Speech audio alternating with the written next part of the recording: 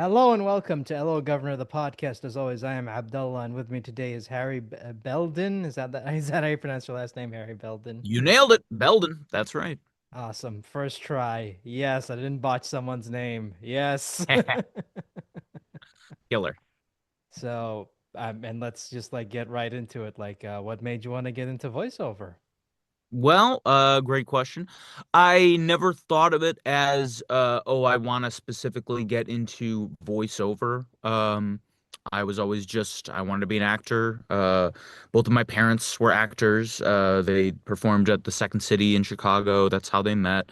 So from I think like 3 or 4 years old, when I knew that being an actor was like an actual job you could have. I was like, okay, great. I know that's what I want to do. I never doubted that. Um, and so, yeah, for me, it was just like, okay, I know I'm going to go to college to get my degree in acting and then just kind of be an actor from there. So for me, like, I never was like, oh, I want to only focus on doing TV or theater or voiceover. It was all just like, okay, whatever auditions come my way, be whatever medium they are, I'm gonna dive in and give it 110%, and just because I just want to work. Any actor will tell you we just want to be working. Um, Booking jobs is so rare that I mean you'll kind of take anything that comes your way, especially when you're just starting out. Um, so a lot of voiceover auditions that I had, I mean, and still have, were like just radio commercials or, sometimes TV commercials, reading scripts for Subway, for, BMO Harris Bank, all that kind of stuff. So it's just another type of acting that you kind of perfect. This is already a super rambling answer, but I mean, I remember like, the first few voiceover auditions that I got when I was fresh out of school were, I was recording them on my phone. I would just do a recording on my phone and then edit it on my phone and send it in. And it was, the audio quality was not great. And eventually, I was started taking classes and stuff. And some of these classes were like, oh yeah, if you're doing voiceover, maybe get like a shoebox and line the shoebox with foam and then stick your microphone or your phone or whatever you're using in there. And that already will cut down like 50% of the background noise, if not more. And so it's just like kind of that slowly leveling up thing. And then eventually, you make like a booth with like ideally fully soundproof stuff. So it's just kind of like working on those things and slowly kind of just like building up your skills and your like professionalism with them, in the hopes that you get something really great. Was that a long enough answer for you? No, I love it because if you listen to the sh if you listen to the show, the best episodes are the ones where I don't say a lot and the guest keeps talking because it's like, yep, I'm doing my Sure. job. Just go ramble, ramble, ramble. I love it. So, when the pandemic hit, did you have, did you have your own home studio set up, or was that like a thing that you set up during the pandemic? Oh yeah, great question. I had one set up already. I was still living with my parents in Chicago at the time. And yeah, I had already pretty much set up because it was like I was saying, I kind of was slowly leveling up my voiceover, just in the same way that I was slowly leveling up like my self-tape studio, for on-camera stuff. Um, it basically, yeah, it was a closet. I'm in a closet now. But it was a closet that was probably like 40% as smaller than this one. So standing room only, and my dad and I spent like I think a summer just like foaming it up and kitting it out, and we found like a great used microphone on eBay for like, less than half of what you would pay for retail. So we kind of like found these ways to like make a good high quality sound booth without breaking the bank. And it was we used eggshell crate, which is what this is actually, foam that you can get as like mattress toppers. They sell that as mattress toppers. So we just like bought a bunch of that and then just like cut it up and glued it to the walls and stuff. And before you knew it, we had like a professional level quality sound booth. So we probably did that in like 2018 or something. Um, like which was like a year after I was out of college, and when I was like, oh, I'm actually getting a lot of voiceover auditions, so I might as well like do this right. Um, so again, long way of saying yes, I did have my own booth during COVID. I'm trying to remember if I did any voiceover work during COVID, during the lockdowns. I don't think I did. I did do a commercial though. I think it was for Slack. And it was like specifically like because we were all in lockdown. It was like I don't even know if I have that footage of it. But it was literally just like, hey, you know, everyone's stuck at home. Can you send us a tape of you at home doing things you're doing during quarantine, you know? And uh long story short, the whole commercial, you know, because it was like during lockdowns, they just had you set up your literal phone camera and just record yourself doing whatever they told you to do at home. And for me, it was like I was on the floor in the living room with my parents on the couch behind me, just like reading or whatever. And I was like on my laptop doing work, cause Slack, right? I'm like doing work and it's just recording that. And I recorded like an hour of that footage for them. And then, and then it's, in the commercial is just like quick shots of all these people doing stuff at home, during the pandemic. And so it's like a 2 second shot of me like on my laptop and that was it. Which was cool. And I was like, cool. Like I like actually continued to book work during this time when everything was shut down. I felt incredibly blessed and grateful for that. So that was really fun. And Again, very long. when you got the role of Morty, I know that when I talked to Ian, we talked about this in great detail. So I know that they put you guys through the ringer because it was like a very exhausting audition because they're like, okay, we know you guys can do the voices, but can you sustain those voices? Oh yeah, no, that's such a great point is the sustainability too.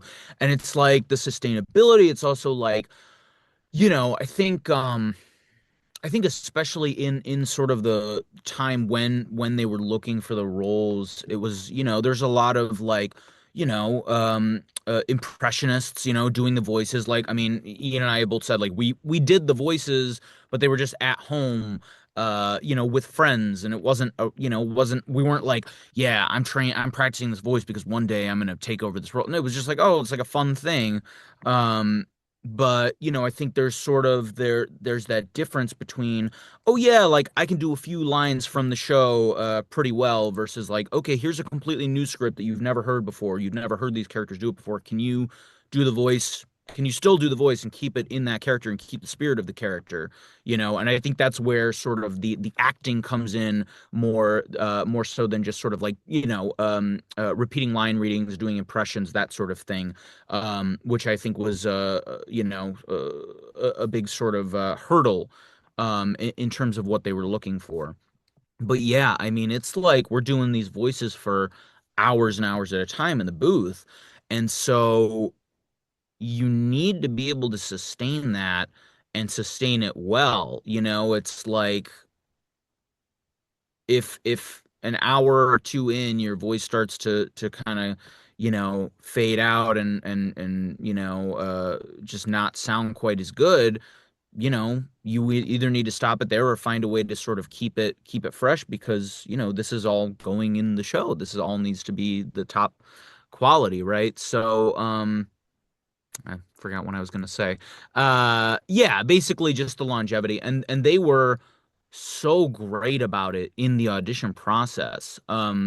They hired a vocal coach for us, Amy Chapman, and she's wonderful and very talented. They hired her even before we booked it. It was before it was they set up a session with her for each of us before we even went in for the final callback, which just shows how seriously they were taking like the vocal health of the people who were auditioning. Um, And it was just really great because yeah, it was just like an hour of us meeting and kind of just going over certain lines and certain words, that like, okay, you've got the voice like pretty much there, like this word though sounds a little weird because of just who you are and the way your accent is, so just kind of ironing out those little things. um and then she also was there in the final callback and just making sure that I wasn't like gonna blow out my voice or injure myself. And I still remember Scott Martyr, who's the showrunner of Rick and Morty, who was the one directing me in the final callback and also who directs us during our sessions for the show. Um, I still remember him being like, and hey, during the callback, being like, just anytime you need to reset, take a break, have water, do whatever physical stuff you need to do, just, let me know. It's not, we want you to be doing that. Don't blow out your voice, So I just like, I still remember being like, wow, that's really, just I feel like kind of rare. And B, I remember being like, okay, you know what? I actually will. Because I think as actors, I think any actor will probably agree with me on this. It's like when you are auditioning for something, it's very much like, yeah, okay, okay, what do you want? Okay, I'll do that. Yeah, sure, great. Oh yeah, no, I'm not tired. I don't need to take a break. No, no, I'll keep going. Yeah, yeah, I don't need any water. Um, but I think that as I get older and as I have more experience in this industry, I'm just like, yeah, that's not really serving you, and it's actually not serving anyone. Um, so I remember going in with the mentality of like, let's let's make a good episode of television. Like I basically acted like I already had the role, like I had already booked it and they wanted to work with me to make this episode, right? So it's like, okay, what would I be doing if I really was this? I wouldn't be like, oh yeah, I don't need a break. I'd be like, no, I actually need a second. I need to, because it's not sounding right. Like, let me take a minute. Which I just thought was really cool. And I think I can owe a lot of that to them being so conscious of our vocal health and providing us those resources for it. And how do you go about avoiding vocal damage? Because it's a very vocally demanding role, and you're in there for 4 hours, and they're not fun Yeah. voices to do for 4 hours. Well, they're fun. I mean, but they are also straining. I mean, big one, water. I just drink so much water during a session. I don't think it's an exaggeration to say I drink more than a gallon of water during a session. Plus tea with honey in it. I drink a lot of like throat coat tea, honey, right? And then outside of that, I have a vocal steamer. Are you familiar with vocal steamers? Oh yeah, I know those. Yeah, okay. So, well, for those of you who aren't, a vocal steamer is basically just like a handheld device that you pour water into, and it's electric. You plug it in, you flip a switch, and it just heats up that water, and it makes it boil. And then there's like a little mask attachment, and you basically just breathe in this hot steam. And that is, I remember learning this in college. That is like the only way to immediately hydrate your vocal folds, your vocal cords, um, because you're breathing it straight in. Water, of course, will hydrate your vocal cords. It just takes like 24 to 48 hours from the water entering your body to actually like hitting those parts of your body, if that makes sense. So I do that every morning. I try to do it every night as well. I especially do it after a session. It's like the most relieving thing you can do after a session, because your voice is just, it's a little raw. I mean, like on our show, there's so much screaming. There's a lot of screaming and yelling, and Morty's voice, even, just the voice on its own, even without the yelling, it can be, to sustain it for 3, 4 hours at a time, right? It takes its toll. So yeah, it's vocal steaming, it's tea with honey in it, it's so much water, liquids, electrolytes. It's also though like just having good practices and just like treating your body well. Um, I stretch every day. I take at least 15 minutes of stretching, which it's like 15 minutes doesn't sound like a long time, right? But when you're doing it, you're just like, oh wow, this is you can hit your whole body in 15 minutes, like every major muscle group. So I'm doing that. I'm also, of course, doing like my vocal warm-ups that I've accrued from, theaters that I've worked at and my BFA program that I did, and just and working with Amy Chapman. So it's all of these things that are sort of this like holistic approach to like taking care of your body or instrument, which of course your voice is a part of. Um, and I'm also just always on the lookout too for other ways to take care of yourself. I mean, I'm on the road with Ian, with Spencer Grammer, who plays Summer. We do conventions, which are super fun. We get to meet people, we get to meet fans who are so excited about the show. I get to meet other actors, other voice actors, and I get to pick their brain. What do they like to do? What supplements do they take? That's another thing. I take so many supplements. I make sure I take my multivitamin every day. I'm taking vitamin C. I'm taking vitamin D. I'm doing all these things that are just like trying to make sure I don't get sick so I don't have to miss a session. And B, if I do get sick, I'm healing quick. And C, just like maintaining that baseline level of health for me. And seeing as you guys, were recording like midway through the show, you guys came on later, like season 7 and 8.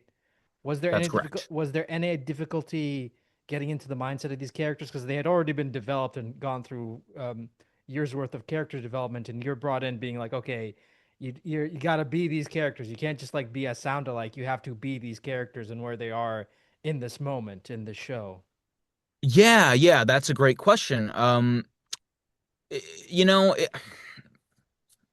part of me wants to say yes, part of me wants to say no. It's like we had such a unique privilege in Ian Cardone, who plays Rick. I don't know if I said that.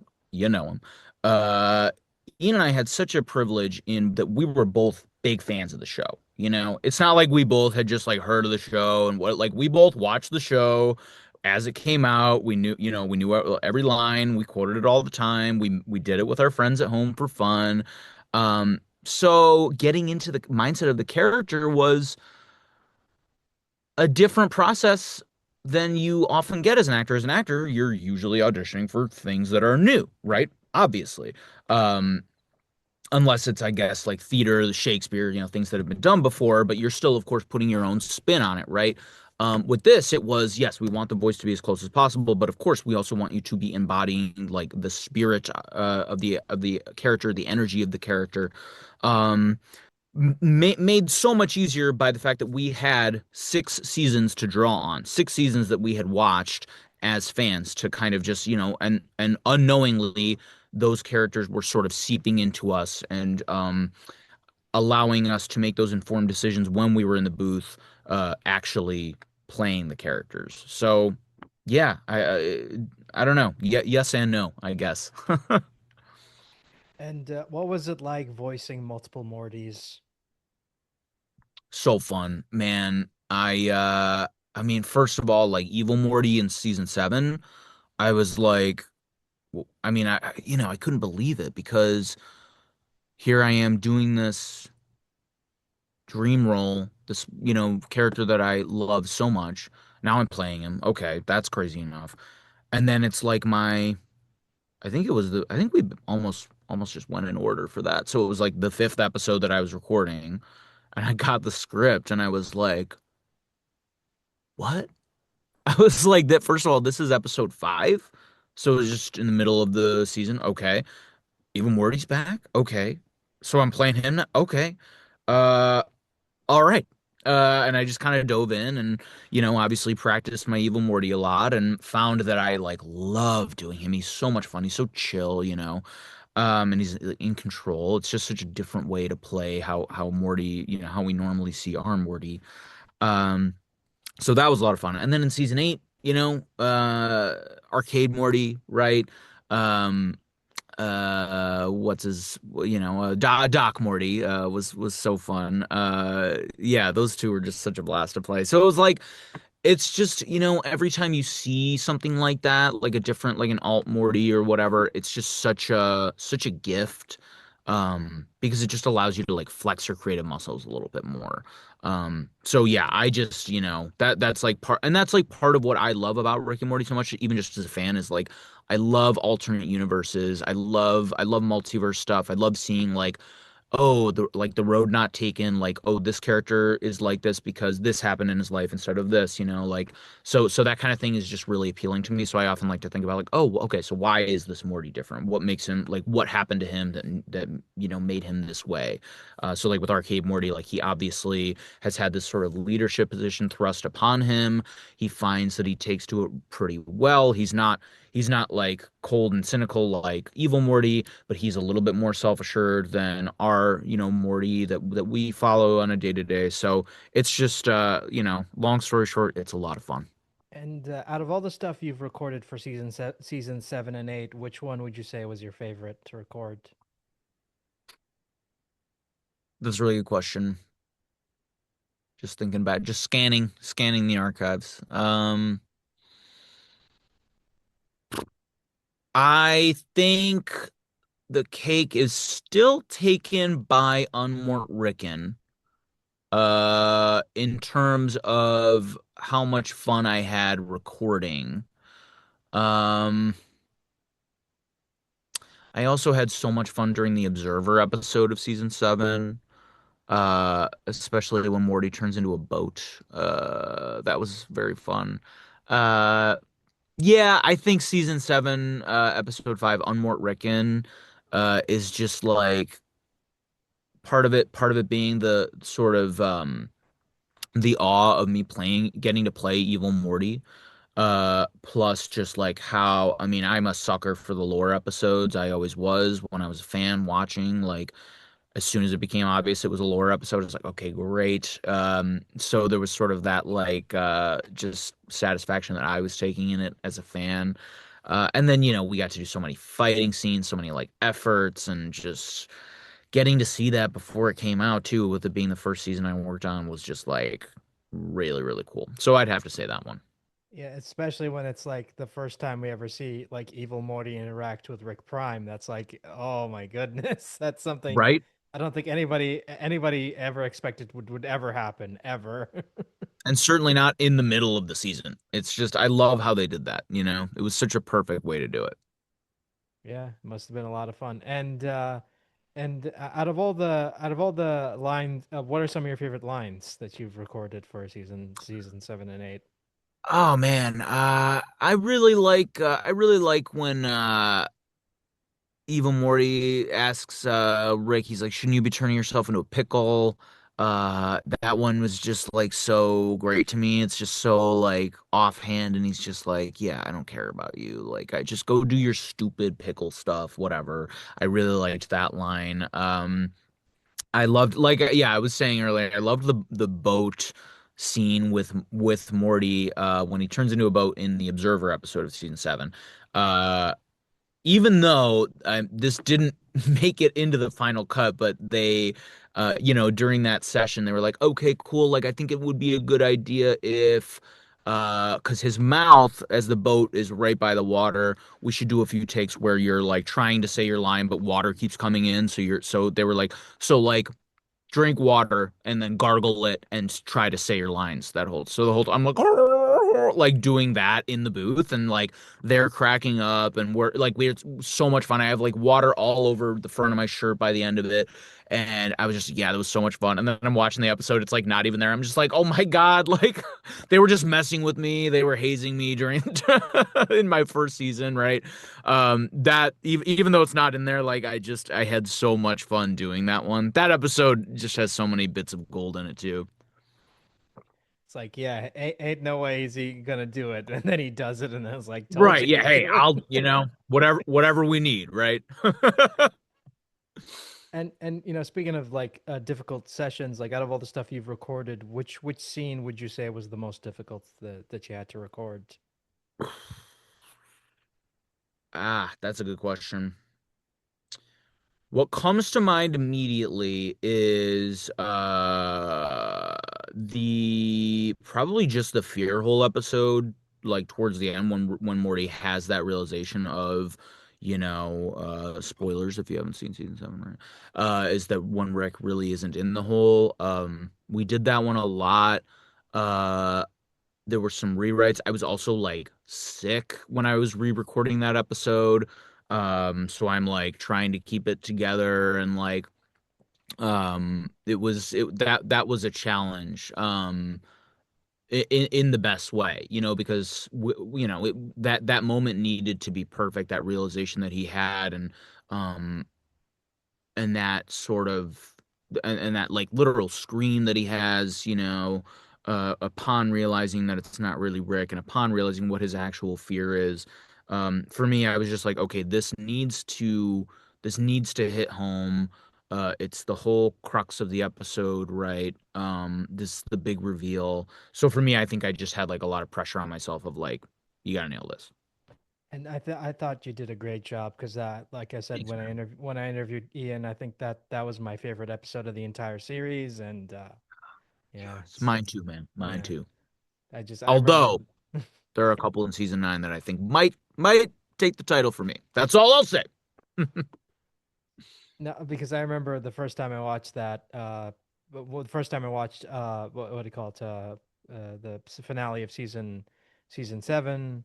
I was like, okay, this seems interesting. And then when the realization hits at the end, it's like I just broke down. It was really sad and just like heartbreaking. And I said this in my interview with Ian. Like I thought that, I thought I had seen everything that they could do with these characters, but like seeing them in that episode and seeing Rick happy with Diane, it just broke me in so many ways.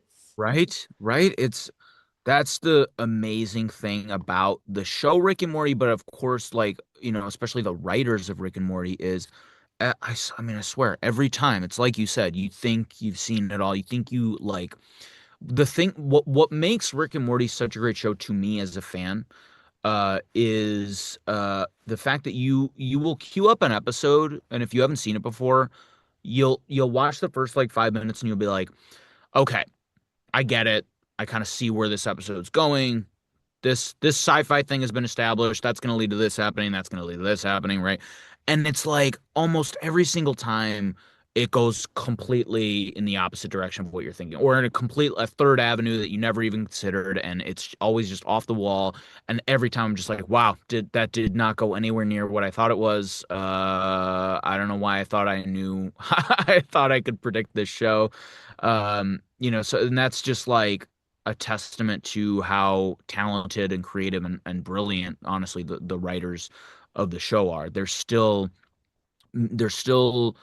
creating these like really engaging storylines that are also obviously hilarious, but also just so like they pull you in, and they make you feel like you're a part of this family.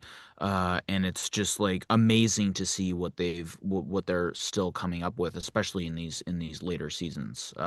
It blows me away. Yeah, I remember, speaking of like going in one direction and going in another direction. I remember in season 8 when they did the whole a spaceship heist episode. It starts as a spaceship heist episode, and then it becomes a class warfare, and then it's like, Right. okay, now it's about class warfare, and then it Yeah, turns into wacky races towards the end, and it's exactly. like, what's going on? Again, yeah, it's what I love so much about that show. You just have no idea where it's gonna go. A great example too is like the Quado episode from season 7. Like I think, I feel like a lot of people would watch. I know, like, if I hadn't worked on, it, I was just watching as a fan, I would just be like, oh, cool. All right, attribute slider. Like, that's what's going on this week. Like, and Rick literally even says it in the episode. He's like, oh, I thought that was gonna be the whole thing this week. Um, but it's like the attribute slider's in there for like 5 minutes, and then all of a sudden, Summer has this Morty Quado growing out of her stomach. That's what it's actually about. And then it becomes a Taken. So it's just they're just so good at doing that, and it just makes it. I think that's why people are so in tune with it, and why people are so excited on new season releases because you get that sort of like I don't know, it scratches that itch of just like completely unexpected storytelling that is also so funny and like really cathartic. And another one is the season 8 opener where it starts out as a Matrix parody and then ends with a Killdozer parody. Yeah, exactly, exactly. It's that kind of thing. Yeah. And that was such a great episode too for me. I think that's my second favorite episode. Right now it's Fearhole and then the Matrix episode Chargers. What is that one called? I always remember it's hard to remember the official I titles. think it's So Summer of All Fears. Yeah, because we call like we call them like we call that one like Chargers while we were working on it, like it's just, and then the we get the real official title later on down the line, but you've been calling it this for so long that you kind of forget. So yeah, that was one of my all-time favorites for sure. Getting to uh, play Adult Morty was super fun too.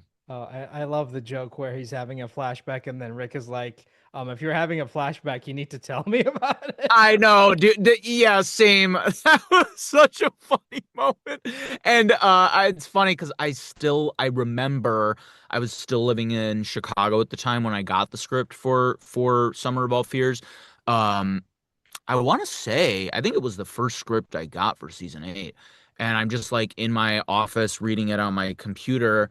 And I'm like, I got to that scene where Morty like fails to catch the beer shatters on the ground, and he instantly has a PTSD flashback. And I just lost it. I could not keep it together. It was so funny. And that was just reading it on the page. Like I was cracking up, and like my wife comes in, she's like, what are you watching? I'm like, I'm not watching anything, just reading the script for the new season. It's so funny, dude. And like I was, so happy that that stayed in the final cut, because man, that I don't know what it was about that, but it just killed me. It was so funny. What a funny episode. Oh my God. And I just love that one of Morty's war buddies' friends, his middle name is Motorola. I don't know why Yeah, I that's so know. funny. Sergeant James Motorola. Yeah, yeah. Oh man. Or Charlie's Sergeant First Class, I remember. Yeah, it's so funny, man. That episode killed me. It really did. Yeah, that was the first one I got for 8, and I was like, "Oh, this is," and I was like, because sometimes we don't put them in order. Like the first episode you record for a season might not be the episode that's the premiere, but I was like, "Oh, like please let this be the premiere episode. It's such a great episode. It's so like, Rick and Morty. It's got the sci-fi hook, the like craziness. And so I was just delighted when I saw that it was going to be the season 8 premiere. And how do you guys keep a straight face for like reading some of this stuff? Because I would be cracking up reading most We of don't. it. I don't. I I don't know if anybody else. I can't. I mean, you obviously you read the scripts at home, right? We also can watch the animatics, which are black and white sketches of the episode, roughly animated still. And they have scratch vocals and stuff. And so I kind of get to like watch the episode before I go do it and read the episode in the script and stuff. So yes, like I do get a lot of laughs out at home, but it's also different when you're in the booth, people on the other side of the glass, and we're all just like, absolutely, there would be plenty of lines where I'm like, all right, let me go do this line.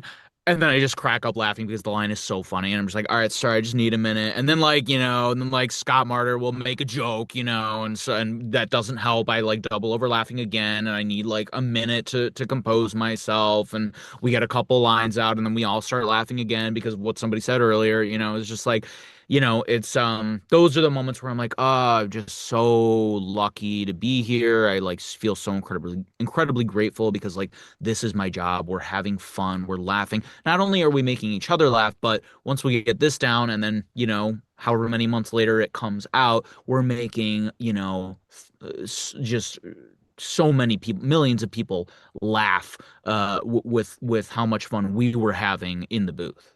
So yeah, just like I just feel so grateful.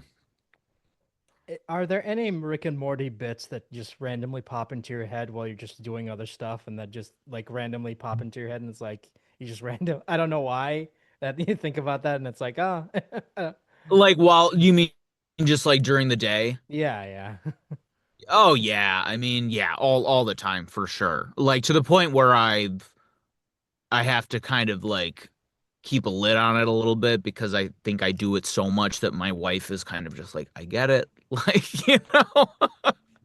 So I mean, yeah, I don't can't think of anything specific right now, but yeah, I mean, it's kind of just, I mean, and when Ian and I are together too, we're just, quote at each other. Oh, it's just like, when blah blah blah, whatever. So, um, yeah, I just need to make sure that I need to think of the sanity of the people that I live with and the people that I'm closest with when I'm constantly making Rick and Morty references. You know what I mean? Because I rewatched season 8, and in the multiple Jerry's episode, one of the Jerrys, the Jerry he befriends, refers to him as Eagle Man throughout the entire episode, Eagle and that Man, and that just yeah. got stuck with me randomly one day. I don't know why. Yes, yes. Me too, actually. Yes, I definitely said Eagle Man like 6 times a day for 2 weeks after that episode aired. And what a great episode too that was. Oh my God. Yeah, I love me a good Jerry episode, and that one was like top tier for sure. Eagle Man. Yeah, that's very relatable.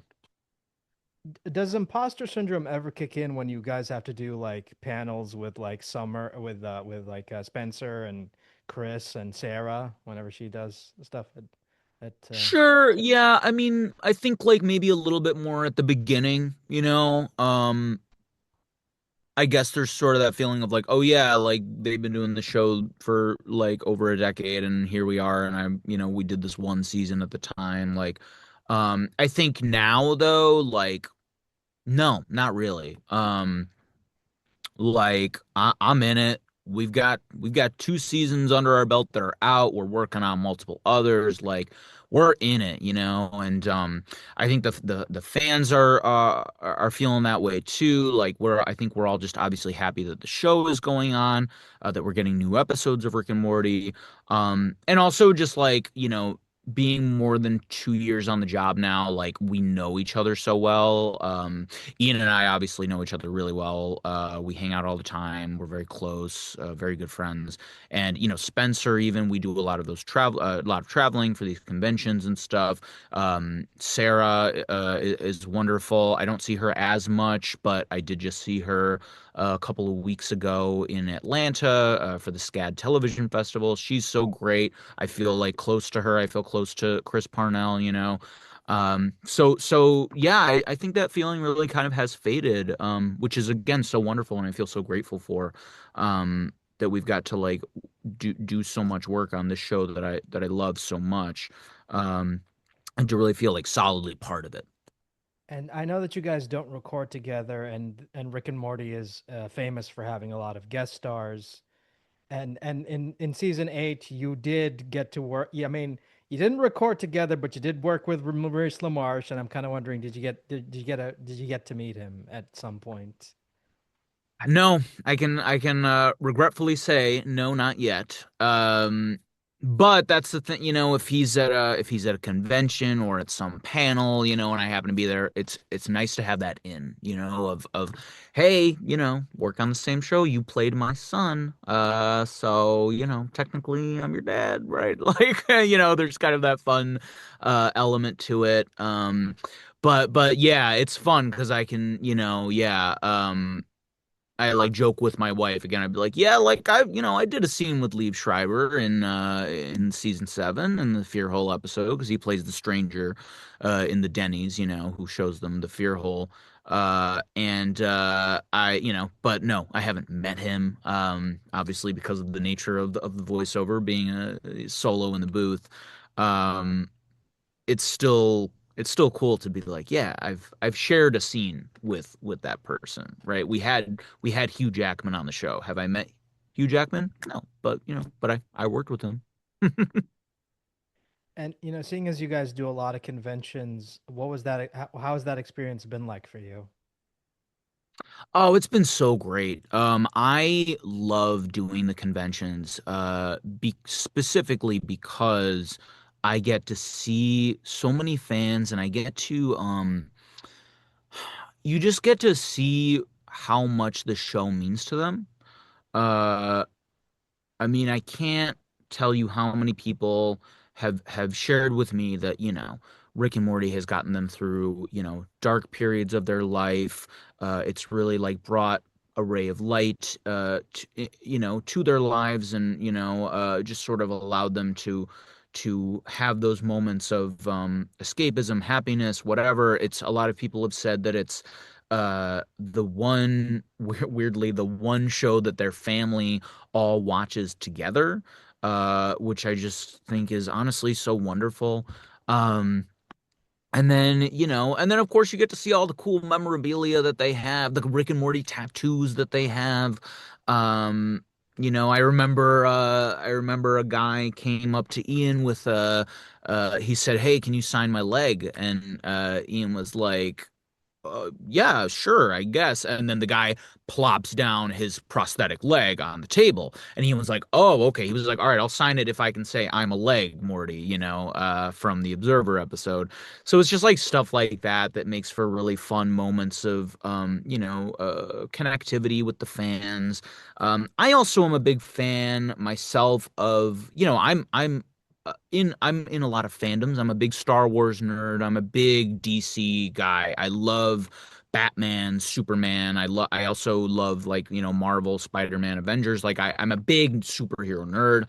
Um so it's just like great to when you're at a Comic-Con, obviously you see a lot of people dressed up in those characters, and so it's fun to have people sort of come up to the table and we'll chat, and I'll be like, "Oh, hey, like I see, I remember at MCM, which you were at, there was this really sweet young woman who was dressed as Robin, and I was like, "Oh, Robin," like, and I was like, is that from Young Justice, which is a show."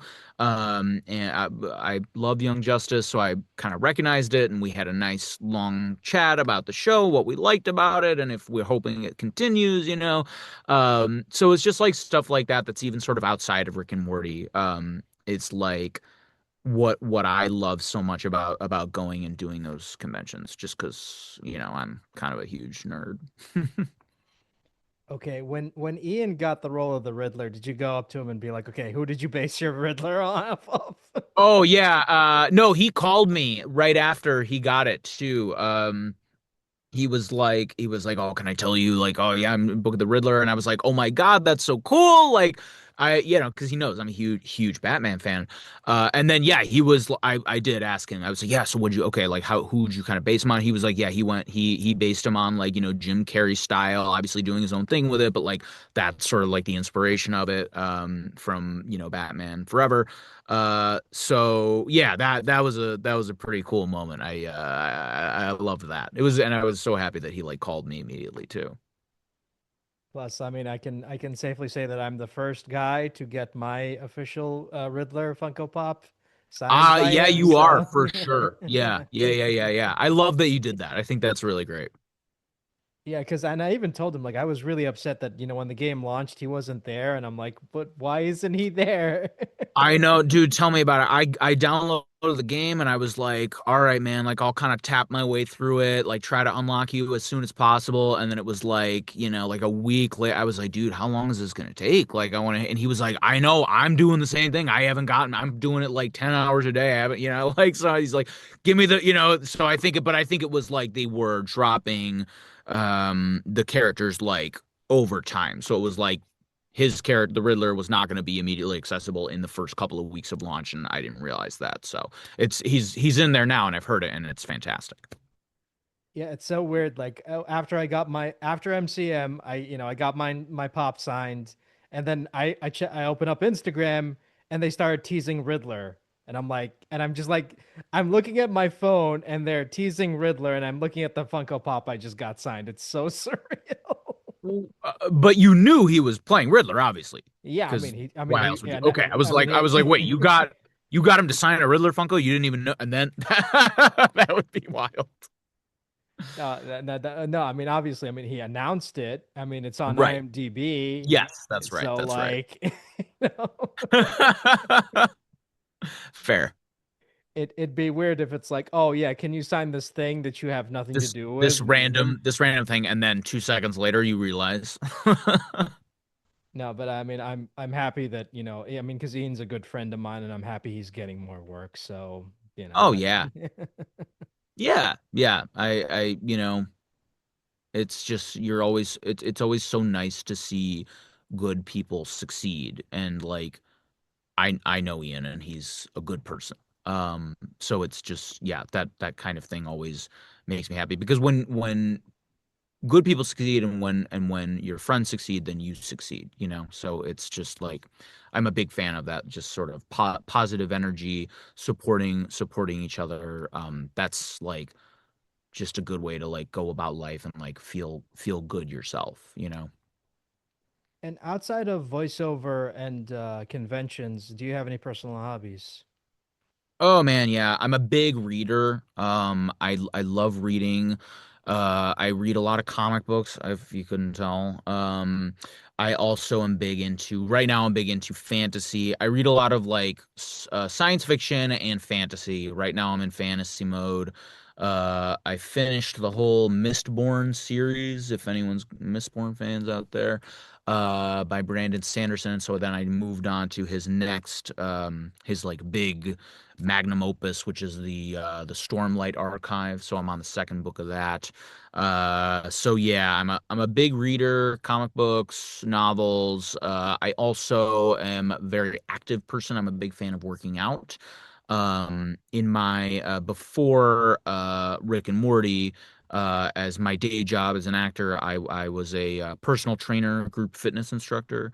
So I would like in college I did one-on-one personal training and then in Chicago I led group fitness classes which you know is a lot of fun and it's a great way to be active and stay in shape. And I still go take those group fitness classes now here in LA with my wife. So we go like almost every day. We work out a lot together.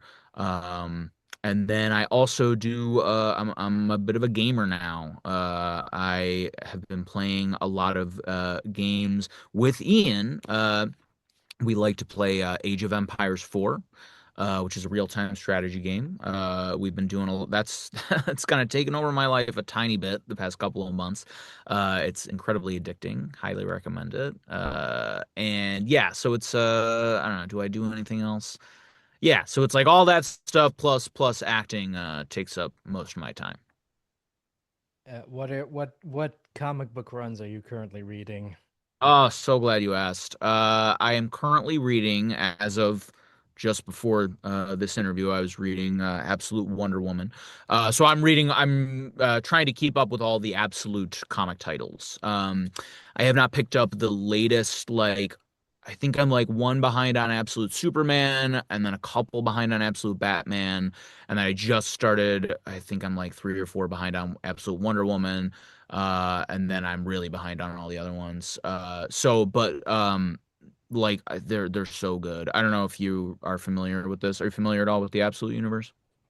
I mean, it's basically the Ultimate Universe, but like for DC, if that makes Yeah, sense. more or less. Yeah, it's like it's a little different because this absolute universe is like Darkseid has like created he's like corrupted this universe, right? So like in the main universe and in most stories, right, it's like good always wins, good always triumphs over evil. But in this universe, it's been flipped by Darkseid. So evil always wins and like it's like Bruce Wayne is not a billionaire in Absolute Batman. He's like a blue collar worker. Diana in Absolute Wonder Woman was raised in hell instead of on Themyscira. Um, Superman's different too, but there's a lot of changes there that I don't want to like spoil. So it's like that kind of stuff. It's basically like traditional comics kind of turned on their heads, and it's makes for really engaging storytelling, and the writers are doing an incredible job. So it's just like it is sort of like the Ultimate Universe in Marvel. If you're if you're someone who has like a passing knowledge of comic books, but you're like, oh, this is, it's very overwhelming, right? I don't want to jump into issue, 8,791, of Batman, although they did just relaunch the main Batman title as well. But anyway, it's a cool way to sort of like, get new fans to jump on board, even though it is so different from what we know. So yeah, that's what I'm reading, comic wise.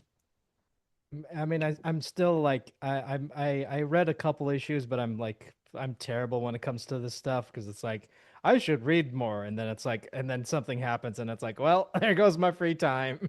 Yeah, and I'm trying to get rid of like shoulds in my life, That's something I'm working on in therapy is like I'm the same way. I should do this. I should do it right, but I'm like trying to do more of like, oh, what do I want to do? And obviously it's like, yes, well, real life comes up and often, is getting in the way of what we want to do.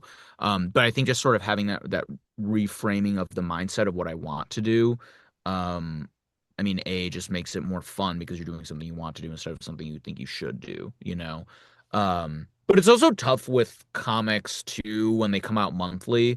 Um, because like I was up to date on all the absolute titles, and then I was just like, all right, they're actually too good. I'm gonna wait like 2 months so that I have like a couple issues to work through for each title. And also I'm busy, obviously. Um, so yeah, I don't blame you at all. I know how it is. I mean, I'm up to date on the current Batman run. I mean, I guess that's something. And I'm not. And I know that I have a couple of the issues somewhere in. I got this. My sister actually gave this to me for Christmas. And it's still sealed up because I've been working through the absolute titles. But I've read, I think, the first two issues of the new Batman run, and it's good, man. I like it. I actually am such a fan of the blue suit. I think it's a really sharp look, and the blue bat symbol too. I kind of like. I mean, my main issue with is it like if you read all the, I mean, I don't want to spoil it, but if like you read a lot of the issues, it definitely feels like, yeah, it feels like a repurposed live action Batman script that wasn't made, and it's like, let's Really? see. I mean, Okay. it does have that feeling because every issue is episodic, so you can Right. easily like pick up any issue, and yeah, there are lingering story threads, but like what I love about it is like it's episodic, so it doesn't have that what do you call it? Like you have to know everything That to, through line. Yeah, yeah. sure. So yeah. Huh. Okay. Well, you're actually getting me excited to read it. Cool. It's always Plus, nice to have like know there's like quality runs to start after you're done with whatever run you're reading. and I'm currently reading like the Transformers stuff because I'm a huge Transformers fan, and I love Oh, are you? Oh, Skybound. nice. I've never read a Transformer comic. Who's your favorite Transformer? Oh, that's so hard, man. Don't put me Ha on the ha spot ha like ha! that. I'm flipping the script. Putting you on the spot. I mean, I'll just give you the cop out answer and say Shockwave because he's voiced by Corey Burton, and Corey Brainiac. Burton's Corey's a good friend of mine, so there you go. Is that right? Yeah. Nice. And he's Cad Bane too, isn't he? Yeah, Cad. That's awesome. Yeah, he's got such a good voice, man. Yeah. I remember me asking that just reminded me of Ian and I were at a convention and this guy came up and was like, "Who's your favorite Transformer?" And I think neither Ian nor myself are like huge Transformers heads or anything, but we know sort of some of the characters, right? Like, and so I think Ian was just like, "Oh, probably Bumblebee." And the guy got so mad. He was like, "That's such a cop out answer. That's what everybody says. That's what." And I was just like, "Hey man, like you asked him what his favorite one is. You can't get mad at the guy for telling you the answer." And he was just like, "Well, what's your favorite one?" And I was like, Bumblebee. And he was just like, it was very funny. I mean, he came back. It was a good sport about it, but it was very funny. I was just like, hey man, that's who I like. You can't get mad at me for who I like, right? Uh, uh, I mean, it's tough because like, once because because I'm a huge Transformers fan and I know a lot of these characters, it's tough to just say pick one. Yeah, And I know that you being a comic book fan, you have your own personal pick of like which version of a character you like better.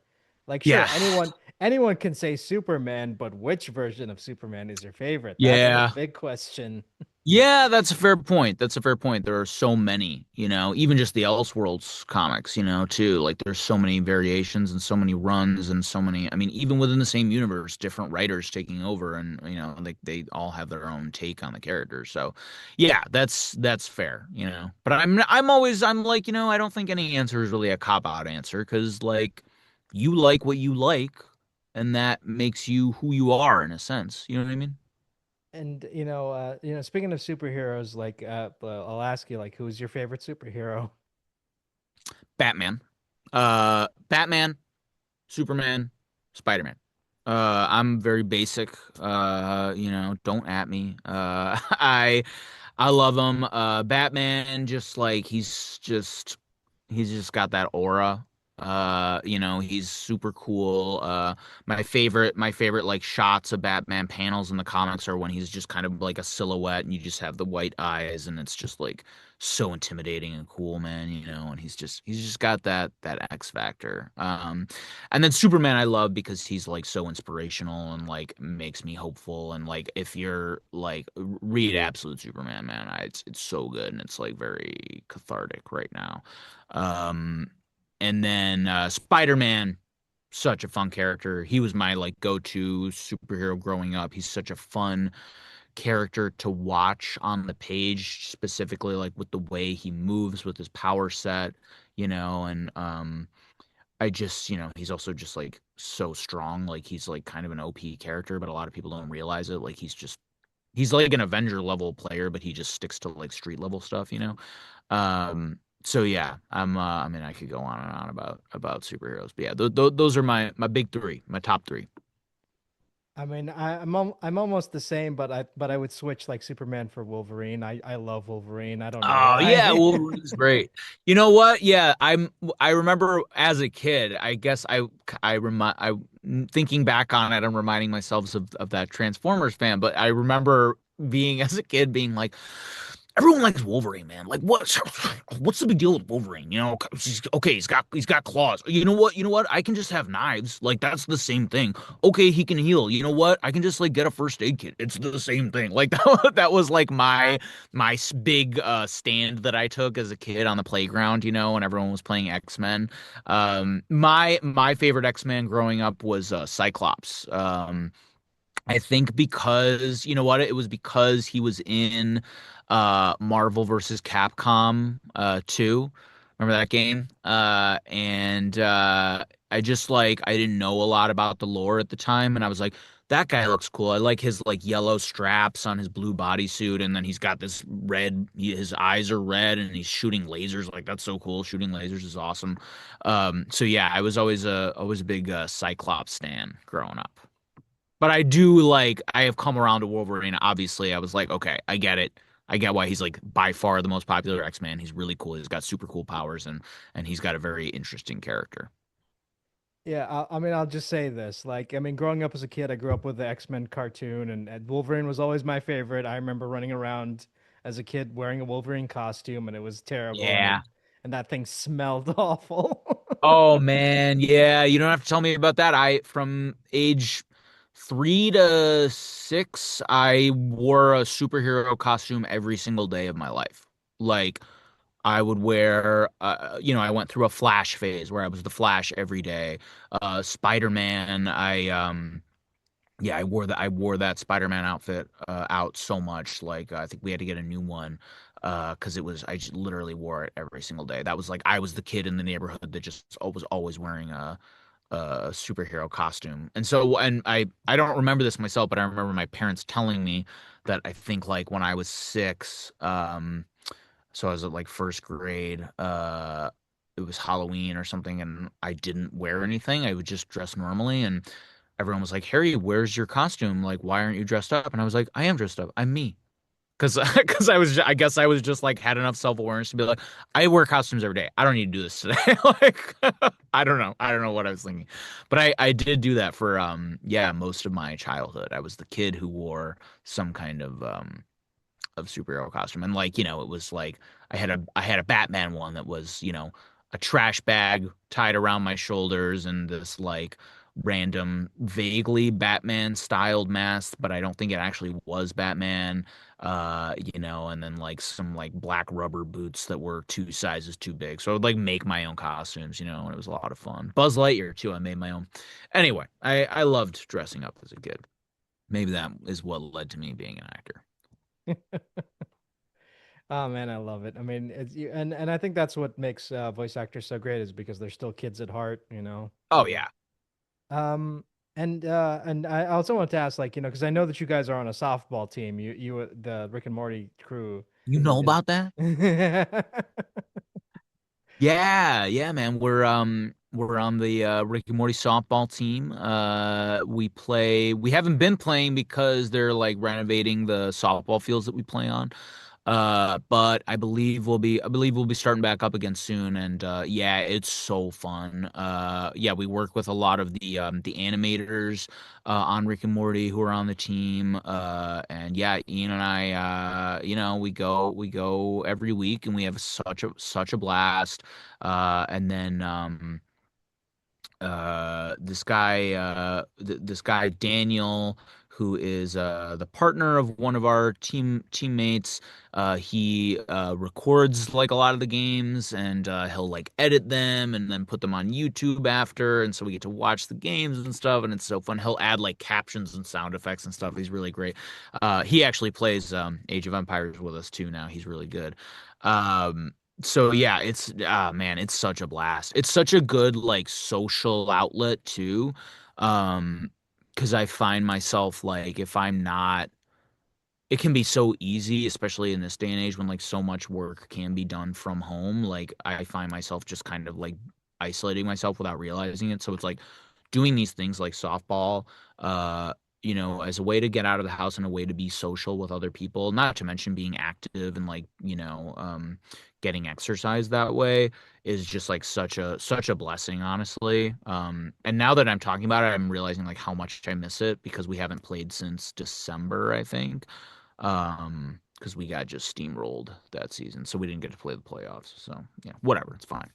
But it's so fun. Softball. That was kind of a tangent, but yes. 'Cause I ask because I'm like, are they still doing it? Because I haven't heard anything about it recently. So Yeah, yeah, no, we are. We're just waiting on them to I don't exactly know what they're doing at the field, but hopefully just kind of improving everything and making it more of a joy to play on. I hope. you call them up and be like, are you guys done yet? Let's go. Yeah, I think they are done in the next like couple of weeks. Thank goodness. We've been itching to get going. And what are your plans for the future?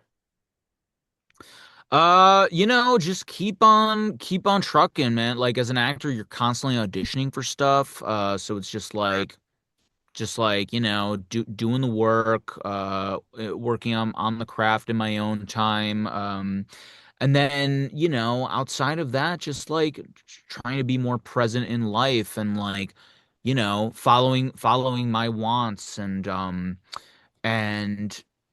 also, yeah, trying to be more social, hanging out with friends more. I'm just like so aware now of A, how quickly time moves and B, how precious it is. So, yeah, for me, I'm just trying to spend more time with people. That's a great mindset to have, especially nowadays when everyone is just so divided and, angry all the time. And I Yeah. just love hearing stories about people just, connecting with each other and being like, hey, let's build a community because I miss that. That's all humanity is, and that's what we've come from is just small communities that eventually have expanded into this like globalized world that we have, right? But like you need your community, you need your people that you actually see, whether it's every day or every week or something like that's your tribe, right? Those are your people, your family, whoever they are. So I think it's really important to cultivate that and to keep that strong.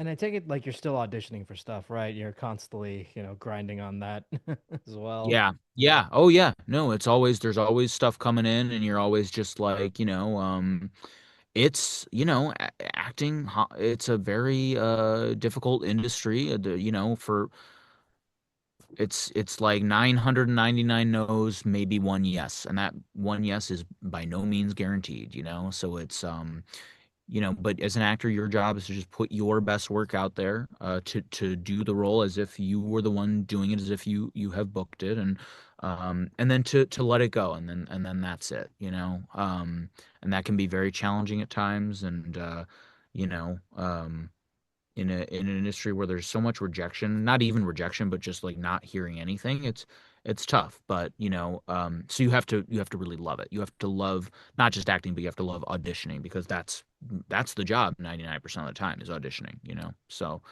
yeah, it's a grind. And how do you balance your work and personal life? Hmm, it's a good question. I don't know. I think I just sort of again, I'm trying to follow my wants, right? Um and I'm lucky enough to be in a position where my work is something that I'm passionate about. I want to be a working actor. I want to be auditioning. I want to be, working on my craft. Um, but I also want to spend time with people. I want to develop that sense of community. So I really think it is sort of looking inward of like, okay, what do I want and what should I prioritize based on that? Um, Obviously there are things that you have to do, but even those things I'm still trying to reframe, and I want to do that because it will allow me to do all these other things. So I guess in that way that's um sort of how I balance it. I don't know if that made any sense, but it makes sense to me. And actually, if it makes sense to me, I don't really have to explain it to anybody else. So I'm not your clown. You figure it out. exactly. And while we're on the subject of acting, like what do you love and hate about it? Well, what I love about it is that I get to explore what it's like to be somebody else. I get to embody emotions um, of a character in circumstances that I may necessarily not have ever been in myself, but that I can relate to things that are sort of like tangentially similar, or maybe I've never been in anything remotely like this, and that's an even bigger challenge. Um, and I mean, what I like the most about it is that it's fun. I laugh a lot when I do it. It's you're collaborating with so many people. It's not in a vacuum. Even in voice acting, even for the show, right, where we're in an isolated booth and we're literally alone, there's other people there working with you on the other side. So it's such a collaborative process. That's what I really love about it, I think. That's probably what I love about it the most, actually, yeah. And there's that social aspect of it too, right? What I dislike about it, I don't know. Probably just um, how uncertain everything can be, and how difficult it can be, and how most of the time it's a no or no response at all, and uh, you know, yeah, sometimes it's like, oh, you kind of have to drop everything and do this audition now because they need it in 2 hours. And then it's like, okay, and then putting your best work into it and being like, oh, I did a really good job on that, and then hearing nothing. And it's like, oh, okay, well, I blew off my plans to do that, and I, didn't even get it. But it's okay because I love the process, right? Because if you don't love the process of that, then you can't be doing it. Not sustainably, in my opinion. And do you watch any of the stuff you're in, or can you not stand listening or watching yourself? Yeah, I mean I do. Yeah, like I will say it's different like with Rick and Morty with like season 7 and 8 like yeah, I mean I definitely don't like throw it on in the same way that I used to. Just because it's hard not to kind of be like, oh, could I have done that line better or whatever. I can be critical.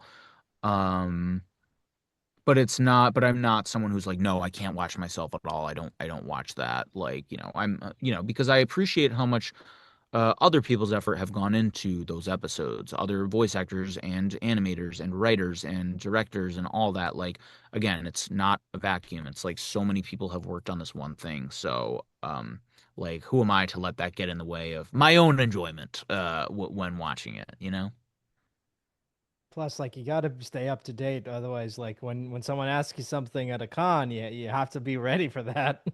Yeah, exactly. That's so true. It's so true. And I also need to know what the like the aired versions are because we watch, we do these episodes and they'll have rewrites, and we re-record and like sometimes we're like, oh yeah, like that scene, and I'm like, oh yeah, actually they cut that scene, that no, like people don't know that scene exists. Okay, never mind. All right, so yeah, you kind of do need to be like, okay, that what has aired and what was cut or rewritten or whatever, and also which episodes have come out yet, because sometimes our brain, like we're working on season 9, season 10.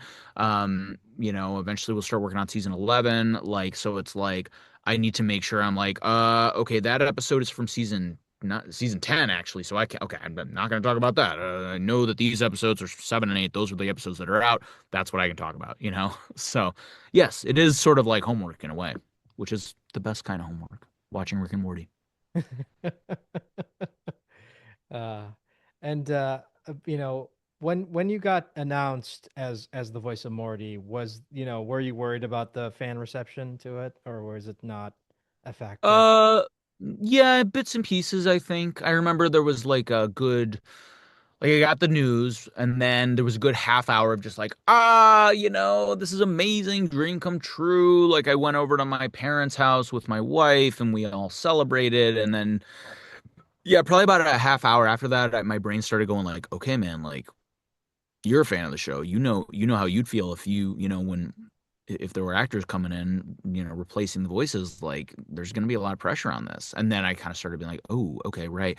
But then so soon after that, it was like I was doing so much work on it. I mean, I was drilling this voice hours and hours every single day, working on certain words that I needed to pronounce a little bit differently. Just nailing all these little intricate things. I was so busy with that and with the actual job of recording for the show that I just like didn't have time to think about it. I didn't have time or energy to think about it. So that was like a blessing in a way. Um, yeah, after we finished working on season 7, well, no, we were still working on season 7, I think even as it was coming out, I think. So, yeah, no, it was like a gift in that I just didn't have the brain space or the bandwidth to think about it. Because I remember like they didn't announce who the actors were, and there was like a lot of Mhm. speculation, and then you guys couldn't talk about it because of the strikes. Right. So it was like Yeah, this whole that's thing true. where it's like, There were a lot of different factors at play. yeah. That's very true. Yeah. Yeah.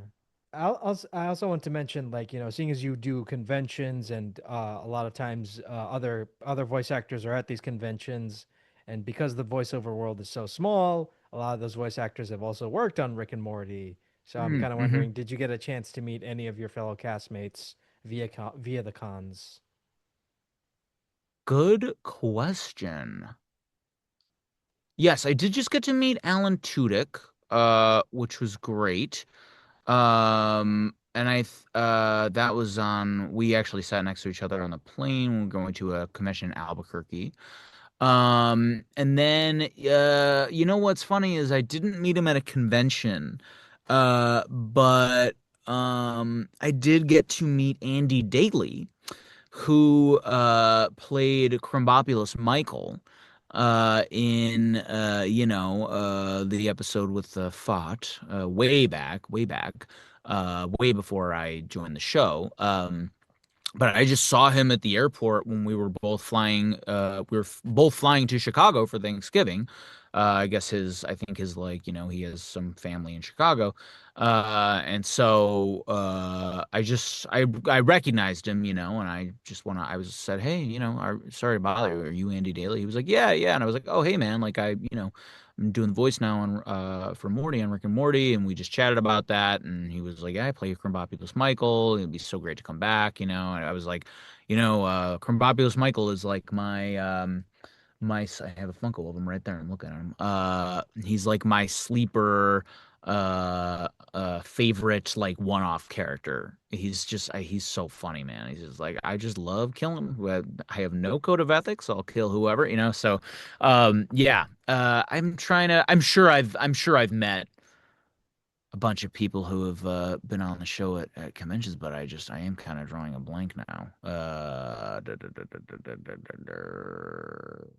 Yeah, I don't know, probably. But it's again, it's a great in, to be like, hey, you worked on our show, like it's, so it's wonderful to meet you. It's a great way to meet people, and they're always so sweet and so kind and um it's cool too because I'll get to meet people that like I'm fans of from like stuff I watched growing up, Kari Payton from who does Cyborg on Teen Titans, like I got to meet him. I was like, dude, I mean, I grew up watching you and hearing your voice and it's just, and now I'm a voice actor, like, so it was really cool and, just that kind of experience is very very surreal and another reason why I love doing those conventions so much. Did you get a chance to meet Keith David, or have you not gotten that chance? Oh yeah. Oh yeah. Have you not seen our we have a couple of interviews that we did with him this past summer at San Diego Comic-Con. We even have, I think it's with Entertainment Weekly, we had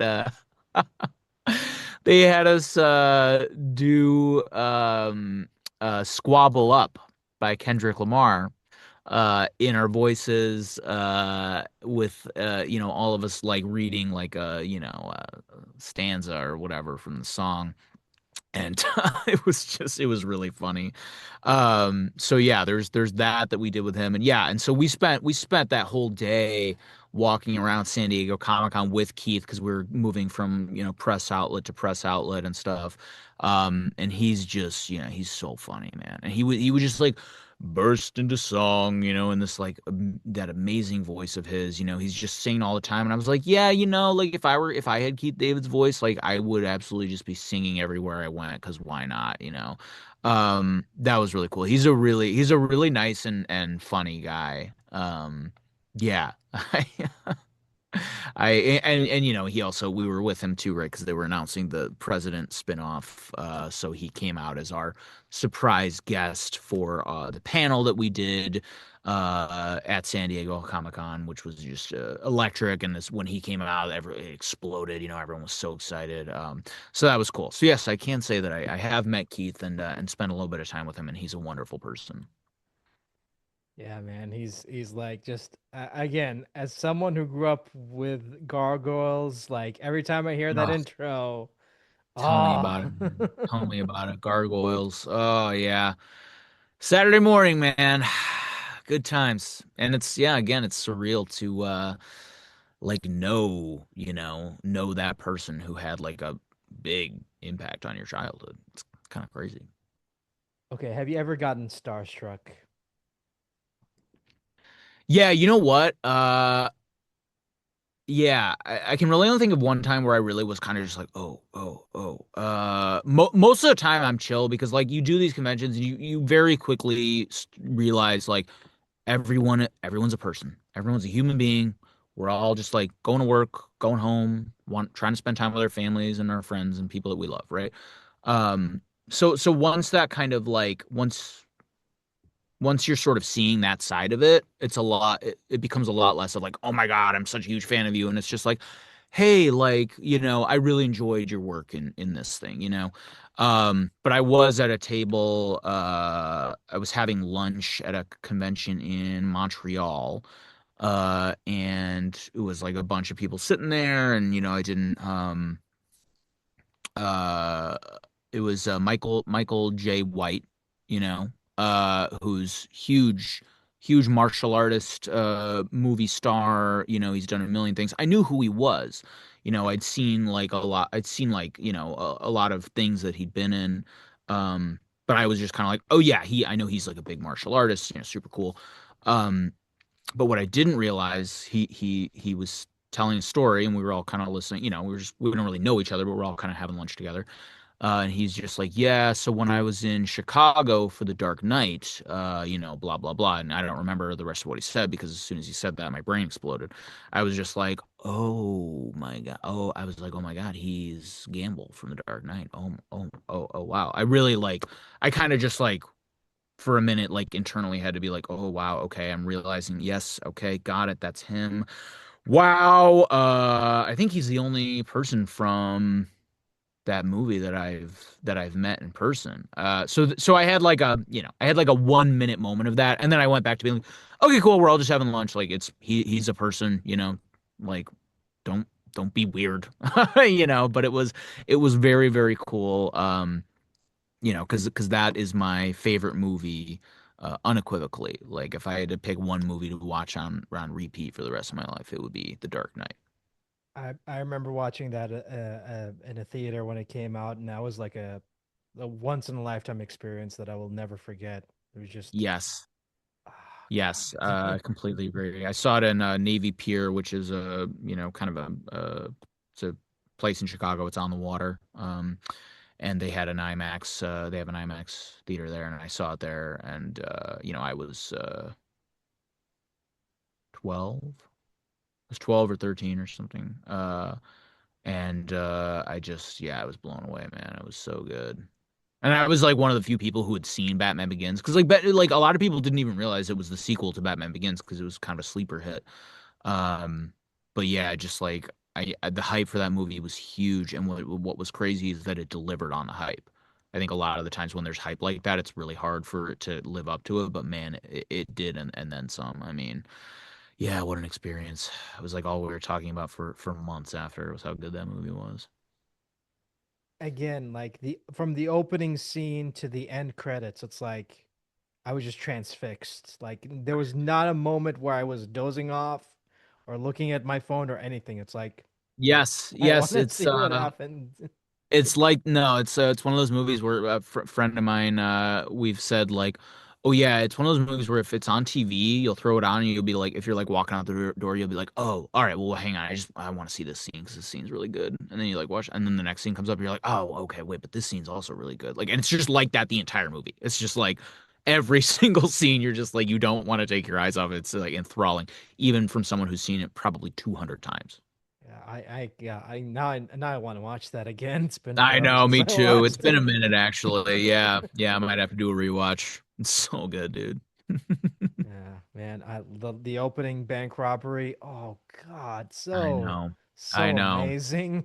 I know. And it took me probably after like 10 watches, I was like, okay, now I actually know who he is in this scene. I'm gonna keep my eye on him, throughout because I finally like recognize the mask and I can see what he's doing. And there's so many things that you pick up on, on your like dozenth rewatch, which is just super cool. It's just like, oh, it's such a good movie. I love it. I also want to mention like Michael Jai White was also the voice of Doomsday on Justice League. So there you go.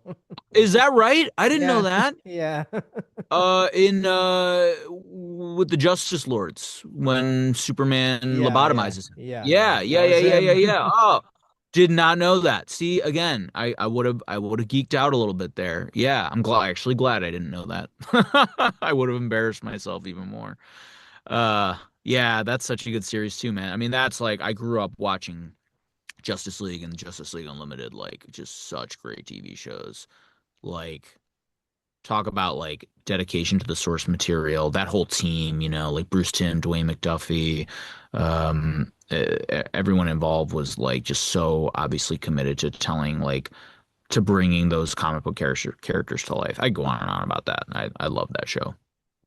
Yeah, man. It's still surreal to me that I'm friends with Brainiac. It's like, I know oh. that's so cool. How'd you guys meet?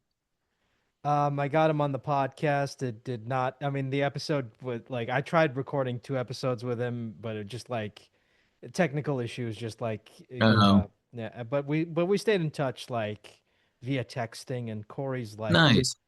Corey and I are like so similar. It's scary. It's like how are we the Really same? Like how are we like the same person? Like we have the same ideals, same politics, same like view of the nice. world. It's Yeah. just so It's always so great when you have that connection with someone. Yeah, when you realize that you're very similar in a lot of ways. But that you're different enough that you can, complement each other and bring out, compensate for strengths and weaknesses in the other. I think it's any good relationship should be like that. Yeah, I mean, and he's like the only guy I reached out to, and like he's just so happy to talk to me and just like I talked to him like a month ago, and he was like so sweet and just so kind, and I And get he's that like the, vibe from her. and like he's just someone who like I have so much respect for that I just like because he's on the spectrum and he has this problem of like going on, and I Mm, would and he's like you can like interrupt me, I'm fine, I don't take offense to it, but I have just like so much respect for him as a person. I don't want to do that. I just want to listen to him ramble about old Hollywood. sure, sure. Yeah. Yeah, I hope to meet him one day. I've not yet had the pleasure, but he's definitely, I mean, yeah, being Brainiac in Superman the animated series, I that too, man. That the movie that they started that with, how the first three episodes of the series was like a 90-minute movie when it first came out. That was like I still remember when that first aired and just watching it over and over again with my sister and like yeah, man, it was just that first like episode on Krypton with Brainiac, like chills, man. It's just so good. Yeah. Sorry that I just had to express how much I love that whole universe. Yeah, it's a lot of fun. Anyway, we've been rambling on for long enough, and I don't want to keep you on for for any longer. I mean, I can sit here and talk Same, superheroes man. all day, Yeah, but yeah, we should get back to yeah, real life. Yeah, yeah, fair. yeah, yeah. Before I wrap this up, can you give us an update on what you're currently working on? I know that you can't go into too much detail about season 9 and beyond, but if you can give us an update, that'd be a little taste. Oh, sure. Yeah. I mean, no, we are deep in we're deep into 10 now, actually. So season 9 is like the principal recording has been done for a while, so now it's in the process of rewrites or just pick up recordings for whatever reason. Maybe they changed the line, maybe maybe another actor decided to deliver their line in such a way that now we want our energy to match that, so we're redoing that. Maybe I don't know. There's a change in the art, and so we need to, whatever. So we're just kind of like, as I call it, like cleaning up, polishing up season 9. So yeah, I mean, like and I just like it's so good. I can't even I really I can't express like how good like season 7 was my favorite season when it came out. Like even just as a fan, season 8 topped it. Season 9 is absolutely gonna blow it out of the water. It's so every episode's a banger, I will say. So yeah, and then season 10 is just like I'm not even gonna mention it because it's just too good. We'll focus on season 9. But yeah, we got some really, really great stuff coming your way. So get excited. And where can people find you online? Well, I am on the Instagram at Harry Belden actor. That's like the only social media that I'm actually on. I mean, obviously my IMDb, sure. I've got a website which is just harrybelden.com. That I feel like that is my online presence. Yeah, I'm not a big social media guy. Yeah, I mean, if I wasn't like an actor, I don't know if I would use it at all, to be honest. But it's important. So yeah, that's where I'm like mostly active, and even then, it's that's one thing where I'm like I should be more active on there. It's a should that I still have. So yeah, yeah, at Harry Belden actor on Instagram. Thank you so much for taking the time off to do this. This has been a wonderful conversation. And if Thank you ever want to you come for back, having me. I really appreciate it. You're a wonderful interviewer and host, and I look forward to watching the episode. Can't wait. all right, take care. Bye bye. You too. Bye.